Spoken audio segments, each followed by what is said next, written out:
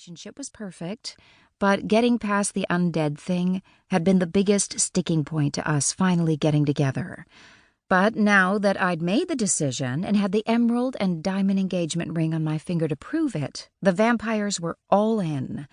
There had been some initial fear that I might give up Cardinal Wolsey's knitting and yarn shop when I got married, but as soon as I reassured them that I wasn't quitting my job, all worries were at an end. They had opinions on everything: where we should honeymoon, whether I should keep the flat above the shop in case I ever needed to stay over in town, and even whether Nyx would be happier staying with them when I went home at night. Nyx was my black cat familiar. I appreciated that they were willing to let her stay in the labyrinthine tunnels under Oxford where some of the vampires had their lair, but I assured them that Nyx would be perfectly fine commuting along with me. She was my familiar, after all. But perhaps the most excited conversations were around what I was going to wear. It became pretty quickly apparent that I wasn't going to go to a bridal boutique and pick a dress. The Vampire Knitting Club fully intended to make my wedding gown. I'd never even known you could knit a wedding dress, but they showed me pictures of knitted and crocheted dresses that were absolutely gorgeous. I tended towards something with a higher neck, but Sylvia kept edging me towards something off the shoulder and low cut. We were standing in my back room, where I ran classes and the Vampire Knitting Club met. Sylvia, Gran, Clara, and Mabel had come in through the back way with more dress patterns. I was a little nervous as only a curtain separated the back from the front of the shop, and I didn't want to risk Gran being seen. It tended to upset customers when they discovered the supposedly dead former proprietor of the shop wandering around. However, there were no customers, and I kept an ear tuned for the bell so I could scurry out front if anyone came in. Violet was supposed to be serving in the shop, but she was on her tea break, and who knew when that would end.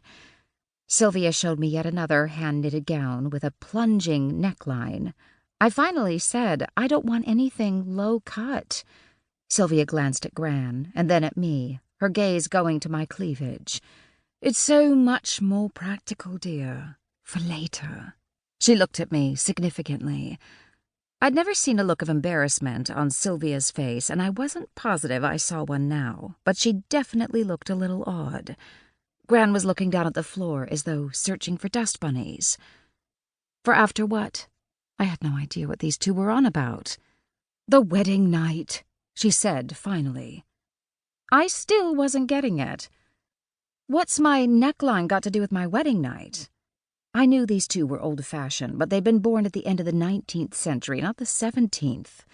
Finally, Sylvia almost shrieked, "For when he turns you!"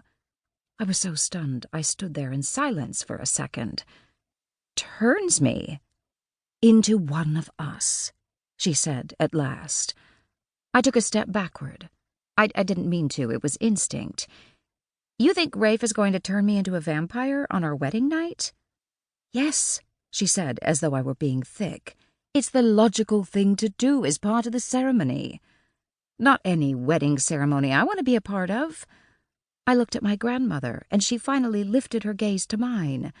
I wasn't positive, but I thought she appeared relieved. Sylvia not so much.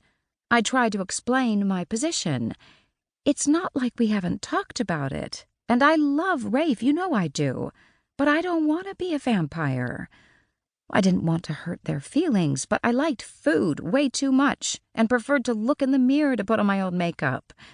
Maybe I was looking at things through too human a perspective, but I didn't want to have to worry about the sun any more than a fair-skinned person with concerns about the ozone layer would. "But then you'll leave him all alone," Clara said. She was sentimental and inclined to state the obvious. I nodded. It was, I admitted, the greatest sadness of my approaching nuptials. "I know, but he still wants to marry me, and he's the one with the most to lose." "It would be great for me. I'd have a man who had the looks and strength of a 35-year-old for my whole life. It would get weird as I got older, and he didn't, but we'd cross that bridge when we came to it." Gran took over the conversation then.